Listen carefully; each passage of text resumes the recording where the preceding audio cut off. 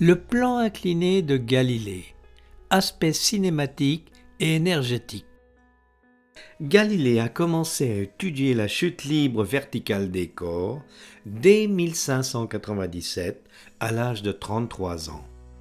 À l'époque, la théorie d'Aristote indiquait que si l'on fait tomber deux boules de masse différentes, la boule la plus lourde arrive la première au sol. La légende dit que Galilée a lâché une boule de fer et une boule de bois depuis le sommet de la tour penchée de Pise et a montré que les deux boules arrivaient en même temps au sol. En réalité, pour déduire cette propriété, il a suivi un raisonnement très judicieux. Il a appliqué la théorie d'Aristote à une grosse boule A liée à une petite boule B. L'ensemble A plus B étant plus lourd que A, il devrait arriver au sol en premier. Il a aussi considéré que la petite boule B, plus légère que A, descend moins vite et par conséquent freine l'ensemble A plus B qui arrive au sol après la boule A. Galilée a indiqué que la seule façon de lever cette incohérence est de considérer que les deux boules A et B se déplacent avec la même vitesse. Bien sûr, cette propriété n'est pas observée si l'on compare la chute libre d'une bille de plomb avec celle d'une plume, car dans ce cas, c'est le frottement de l'air qui ralentit la chute de la plume. Sous vide, il n'y a pas de frottement et la boule et la plume chutent de la même façon. À l'époque de Galilée, la chute libre verticale d'un corps, une boule par exemple, est très difficile à étudier, car la chute est très rapide et la vitesse instantanée de la boule impossible à mesurer avec les méthodes alors disponibles. Les chronomètres n'existaient pas et les horloges étaient très rudimentaires. Galilée a surmonté cette difficulté en ralentissant la chute.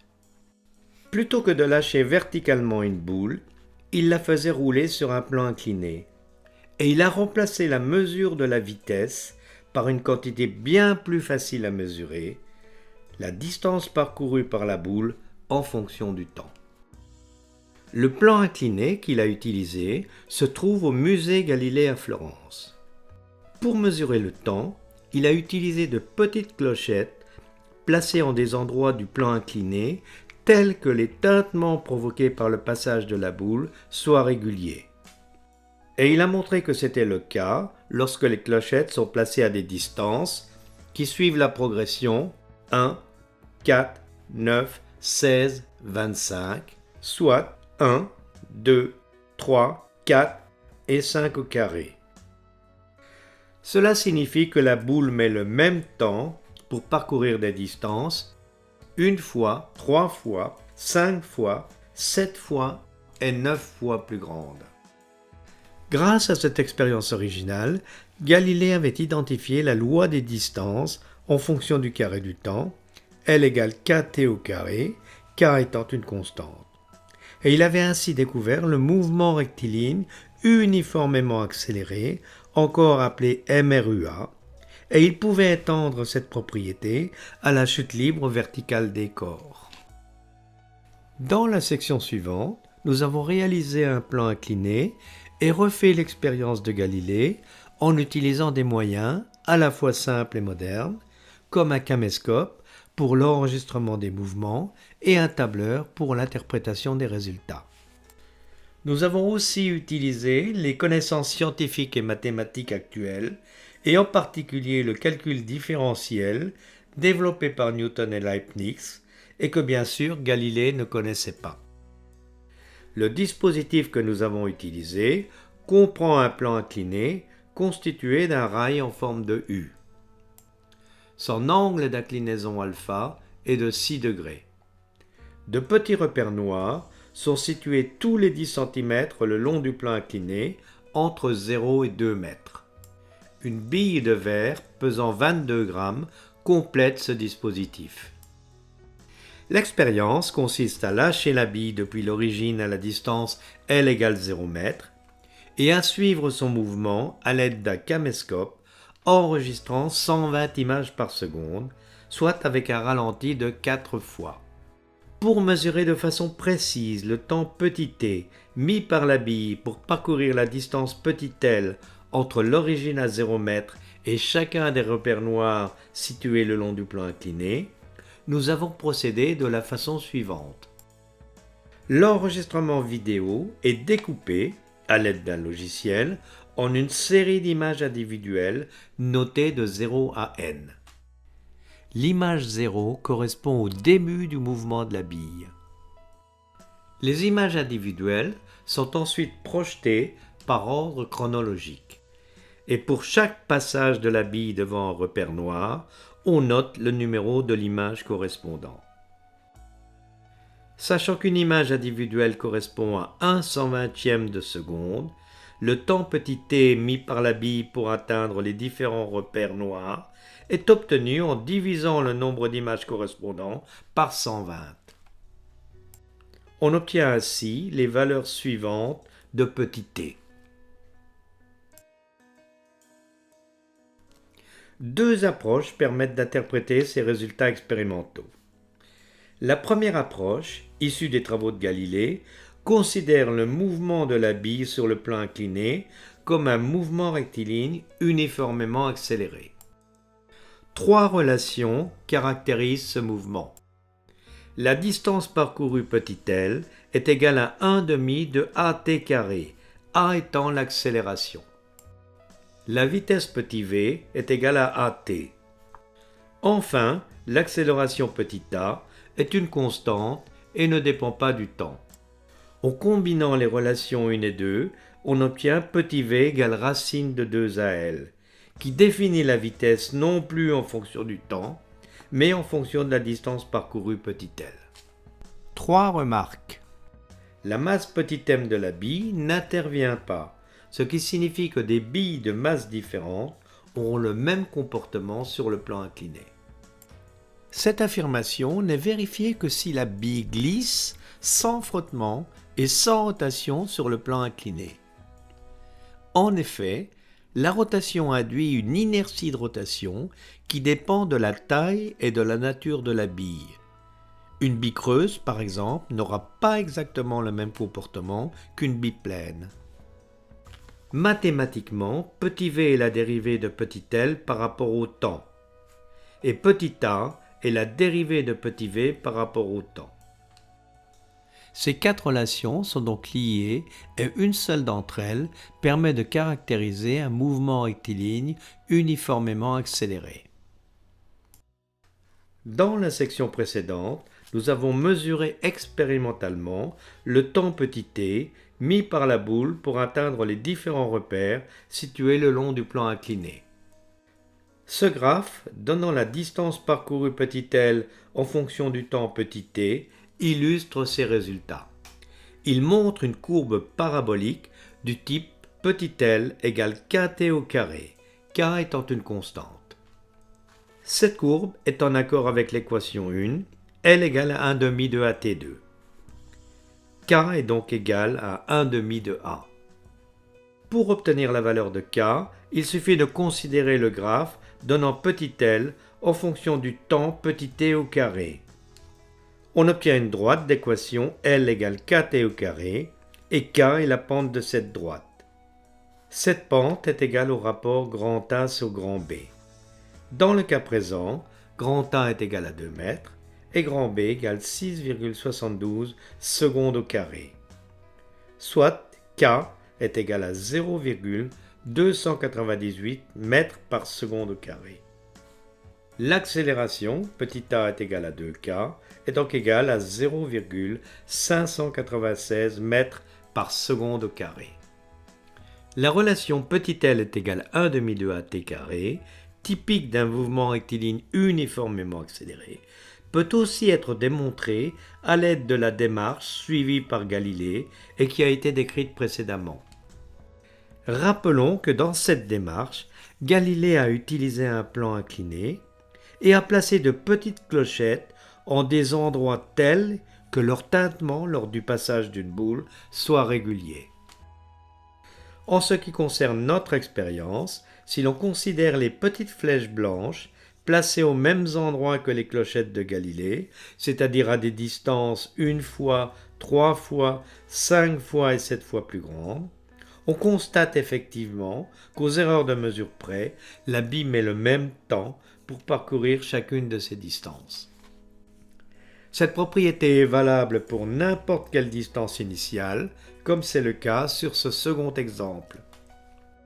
Considérons maintenant la vitesse de la bille lors de son mouvement sur le plan incliné. Dans la section précédente, nous avons mesuré, grâce à la relation petit l est égal à 1 demi de at carré, une accélération petit a de 0,596 mètres par seconde au carré. La relation petit v égale at permet de calculer cette vitesse en fonction du temps.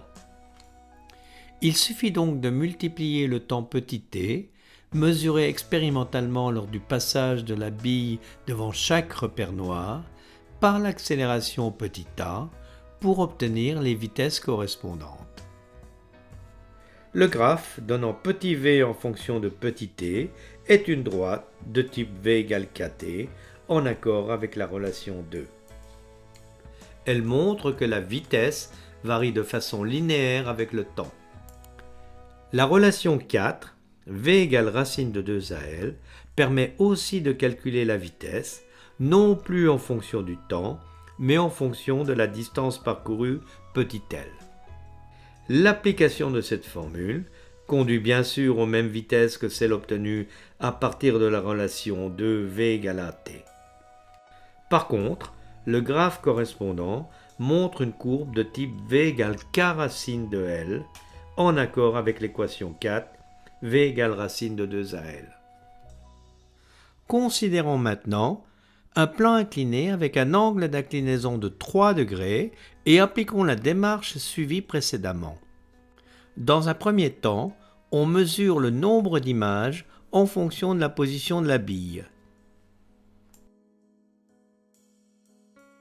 On en déduit le temps petit t, une accélération de 0,265 mètres par seconde au carré, et finalement la vitesse de la bille en fonction du temps ou en fonction de la distance parcourue. Par rapport à un angle d'inclinaison de 6 degrés, on trouve une accélération plus faible ainsi que des vitesses plus faibles. On peut également interpréter les résultats expérimentaux à l'aide d'une seconde approche qui prend en compte les énergies potentielles EP, cinétique EC et mécanique EM. L'énergie potentielle EP est l'énergie stockée sous forme gravitationnelle, élastique, électrique ou autre. Dans le cas du plan incliné de notre expérience, seule l'énergie potentielle gravitationnelle EPG de la bille intervient et elle vaut mgh. M est la masse de la bille en kilogrammes, G l'accélération de la pesanteur qui vaut 9,81 mètres par seconde au carré et H la hauteur en mètres de la bille par rapport à une altitude de référence située à 0 mètre. Considérons maintenant les énergies cinétiques. Lors de son parcours sur un plan, la bille est animée à la fois d'un mouvement de translation et d'un mouvement de rotation. Deux types d'énergie cinétique sont à considérer.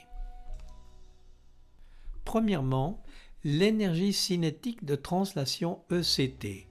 C'est l'énergie de la bille animée d'une vitesse de translation v. ECT vaut 1/2 de mv2. M étant la masse de la bille en kilogrammes et V la vitesse de la bille en mètres par seconde. Deuxièmement, l'énergie cinétique de rotation ECR. C'est l'énergie de la bille animée d'une vitesse angulaire de rotation oméga. ECR vaut 1/2 de j oméga carré, j étant le moment d'inertie de la bille.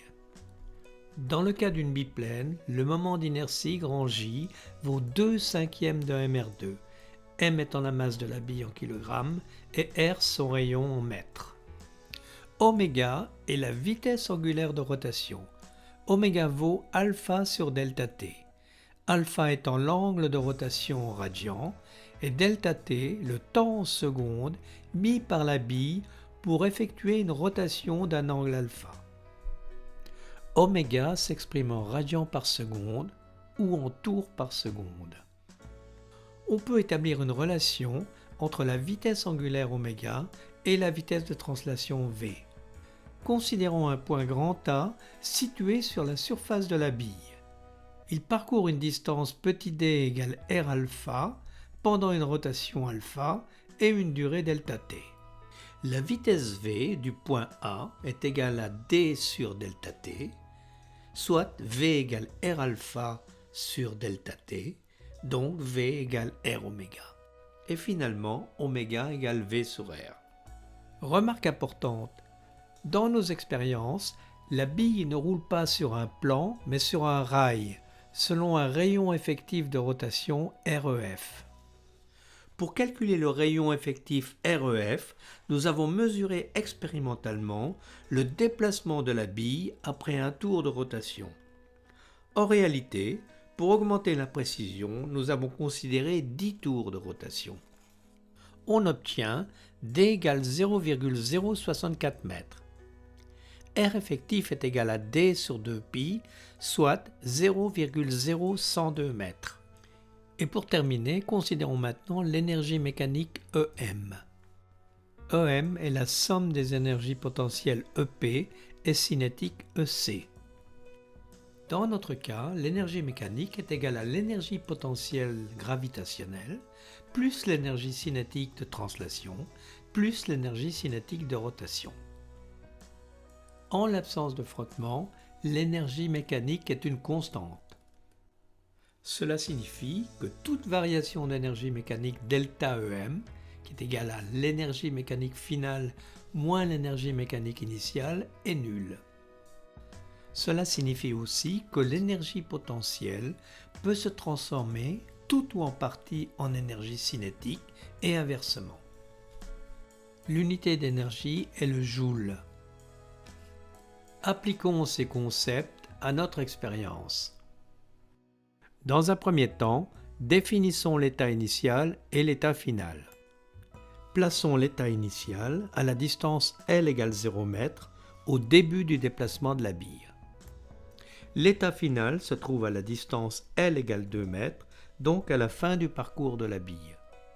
Pour définir l'énergie potentielle EP égale mgh, il faut se fixer une référence à 0 m pour la valeur de l'altitude petit h.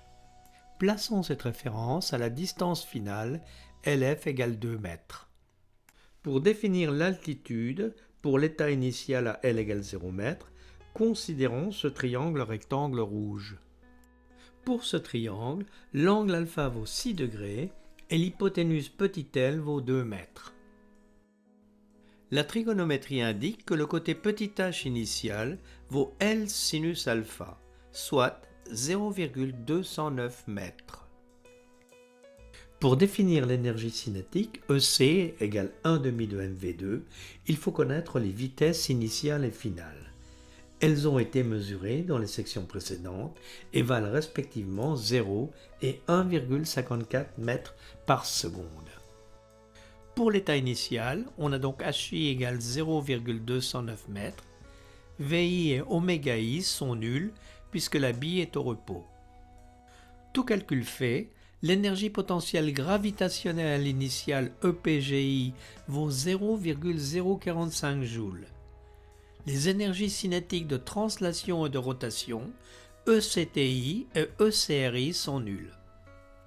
L'énergie mécanique initiale, EMI, est donc égale à l'énergie potentielle EPGI et vaut 0,045 joules. Pour l'état final, on a HF égale 0 m, VF égale 1,54 mètres par seconde et ωF égale 151 radians par seconde.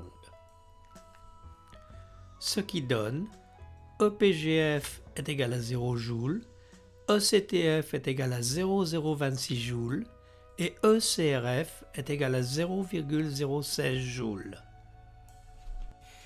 L'énergie mécanique finale, EMF, est donc égale à la somme des énergies cinétiques de translation et de rotation et vaut 0,042 joules. On constate une faible différence de 3 millièmes de joule entre les énergies mécaniques finales et initiales, EMF et EMI. Comme ΔEM est différent de 0, des frottements de la bille sur le rail se produisent. Cela signifie que la majeure partie de l'énergie potentielle initiale EPGI s'est transformée en énergie cinétique de translation et de rotation, ECTF et ECRF, et une petite partie au frottement. Considérons le cas idéal d'une absence de frottement et d'une bille qui roule sur un plan et non sur un rail. Les expressions suivantes permettent de calculer la vitesse VF atteinte par la bille.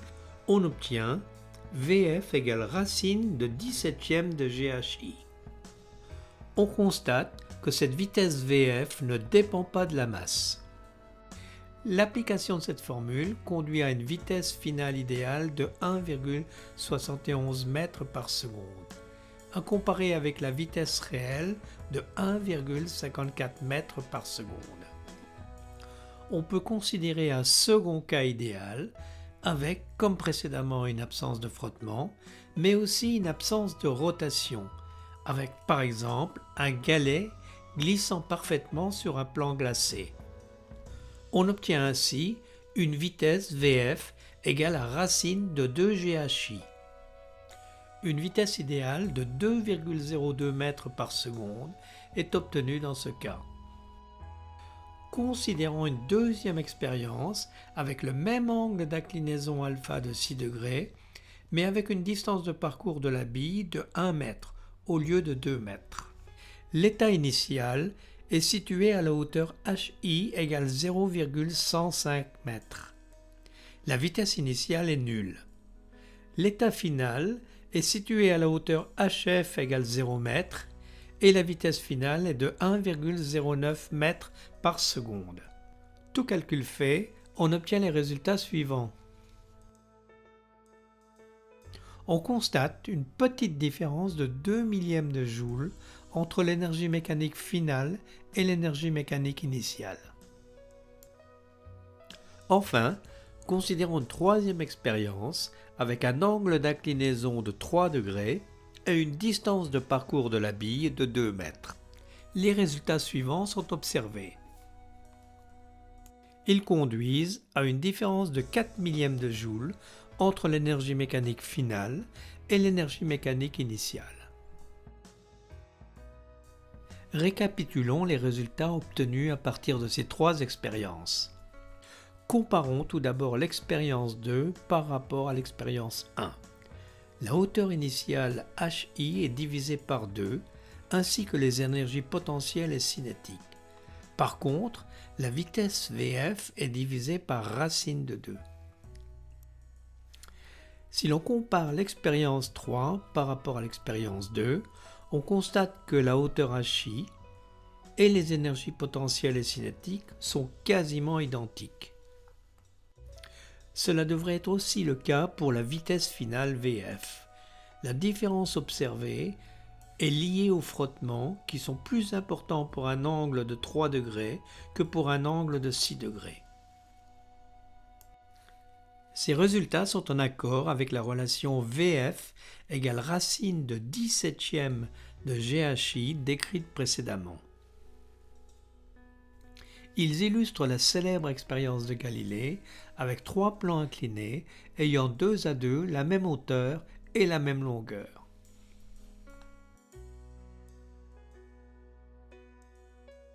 Cette étude expérimentale du plan incliné de Galilée et son interprétation à l'aide d'un mouvement rectiligne uniformément accéléré et d'énergie potentielle, cinétique et mécanique illustre les découvertes majeures de Galilée sur la chute libre des corps.